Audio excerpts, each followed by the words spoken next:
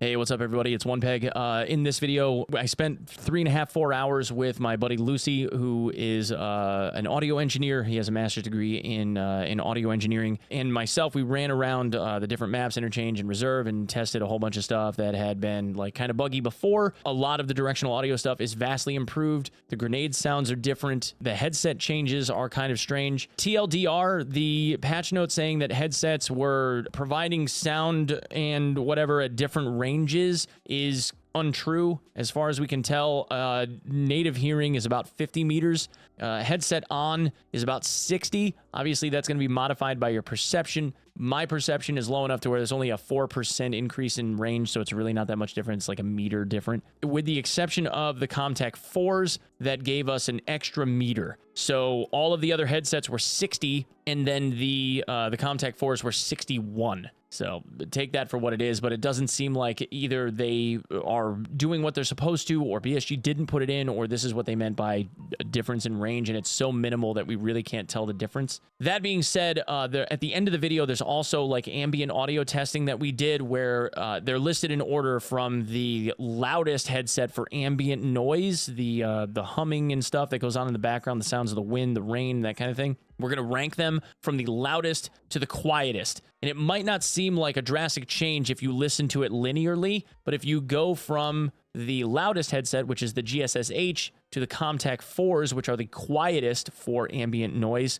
you can see a drastic difference between the two and why the Comtac 4s are really worth as much money as they are. Because right now, the Comtac 4s, by far and away, are the best headset in the game. However, the surprise ringer that comes in here is the rack headset, which used to have the same audio profile as Comtac 2s, but now do not, and instead are now second place for ambient audio reduction, second to the Comtac 4s, followed very closely behind by the Sordins. So if you want to check, and then the Comtac 2s. So if you want to check that out at the end of the video, by all means, please do so.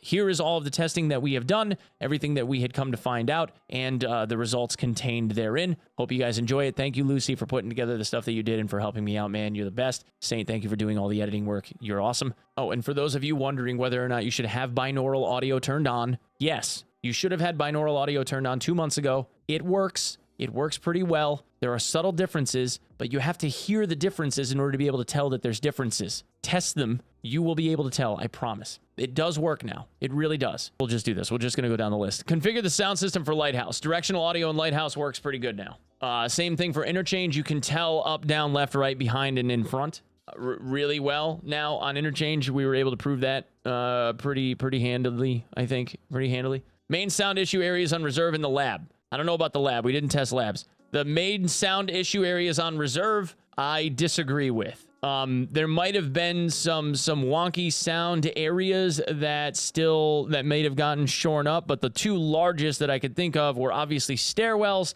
and then the ability to be able to hear people firing from underground when you're above ground. Neither one of those has been remedied in any meaningful way. So right now, if somebody held a gun to my head and said, "Where is he?" I would say that you're in the bathroom on the first floor. Like through the door and like 11:30ish. Like he'd be here. But you're not. You're down here in the hallway. Okay, take a shot or two.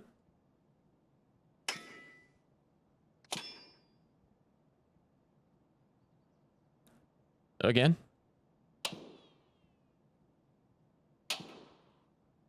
Okay. Take out your melee weapon and hit like the sheet metal.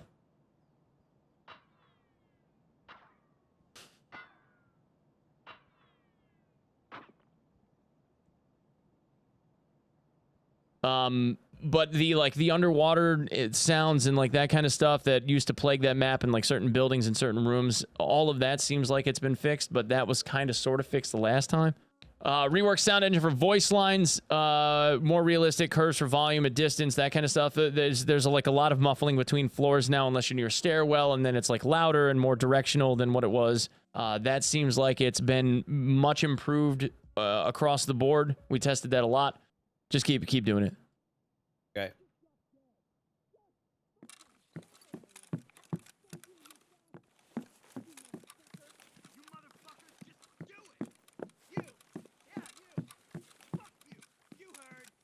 No way, man.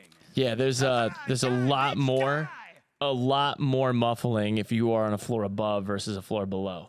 Improved active headset system. So the headsets, lowering the volume for all headsets is true. It's like 4 to 5 dB between all the different headsets. Amplified high frequencies for more realistic sound. That's also true. The audio in most all the headsets sounds a lot crispier than it did before. So there's a lot of like more like tinny sounds and like hiss, that kind of stuff. Added functionality that gives some headsets an advantage by increasing the hearing radius of footsteps and voices. That is bullshit. We tested everything. Baseline hearing distance. So I don't know if this is something that they have changed or thought that they changed and didn't actually. Maybe they mean that all of the headsets give an advantage by increasing hearing radius of footsteps and voices compared to having no headset on at all. But being like no headset, and I have like level 14 perception or something, gives me a 4% increase in audible distance. So it's not really much of anything. It's like a meter extra. No headset at all. I could hear somebody jumping up to 50 meters away. At 51 meters, it wasn't there anymore. Headsets gave me an extra 10 meters, with the exception of the Comtac 4s, which gave me 11 meters more. So the Comtac 4s increased it by like this much. There's a 2% increase in distance. That's it. And so like, and we tested it by like the meter. So I could hear all the other headsets. I could hear it 60, but I couldn't hear it 61. I could hear the Comtac 4s at 61, but not 62. That's it. Audio tracks that had sound artifacts, I'm going to just take them at their word. We couldn't really hear anything either way. Sound effects with concussion, which appears when you use Golden Star Ball. Now, we just did that. That is abrasively awful in my ears. It sounds really bad. If you wear any headset at all, you don't get that concussion sound at all. Yeah, no, nothing there either. Okay, so you wear a headset, no tinnitus. But if I... Goldie? Oh, you guys still got it, yeah? Hold on, yep. I've got all of the headphones with me, if you want. I've got the RECs too.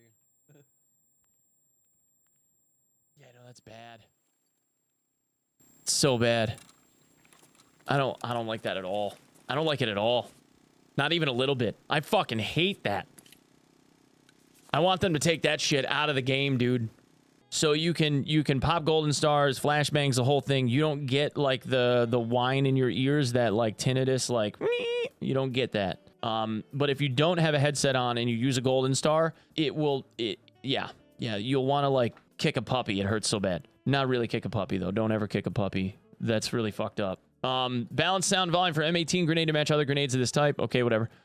Short-term muting of the sound. That seems like it's been fixed. I didn't hear the transitions. They changed the transition thresholds to something that was kind of weird. Like if you're going upstairs, the transition threshold is at like the top step if you're going up. If you're going downstairs, it's at the bottom step if you're going down. Like on like 2 flight, floor changes.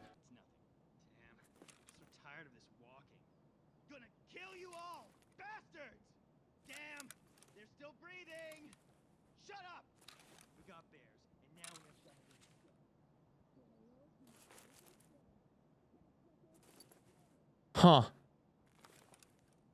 They got a little bit of a dynamic threshold thing.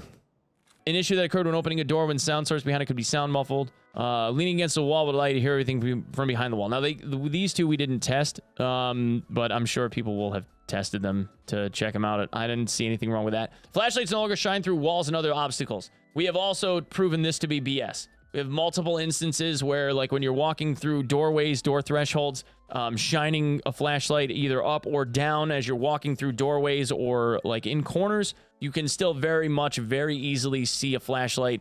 You can see the glare on windows, on floors below you, from above. So, like, you can absolutely still give away your position, but the flickering of disabled flashlights when the flashlight is off and, like, stowed, that has been fixed as far as we can tell. And we weren't able to find that. We couldn't replicate that one, but flashlights shining through floors and walls and shit, like, that still absolutely happens. It's just not as excessive as it was before. So it was before, like, interchange parking garage to, like, the first floor, you could shine a flashlight through the floor and, like, everybody could see it, like, on the floor above all the time.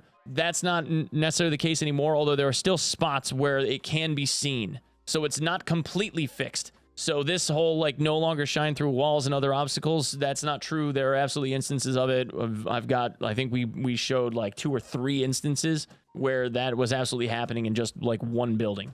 It was like oh, here. Yikes. Not really fixed. Right, so that's kind of like pointed at the floor to like it seems to be flashing as across the threshold to go into a bedroom. Like the doorways? Yeah.